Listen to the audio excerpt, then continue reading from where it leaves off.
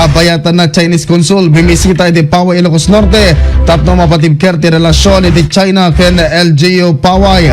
Babayan kini Idol Glenn Batuyon. IFM News. IFM News. IFM News.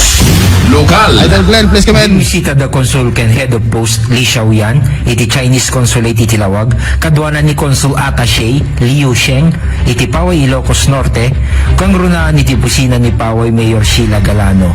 Nagserbi ti panagbisita kasaddang tinaimbaga pinagkakadwa ken gundaway amang papigsa ti pinagkikinnamayat ti Chinese consulate ken ti gobyerno munisipal iti Paway.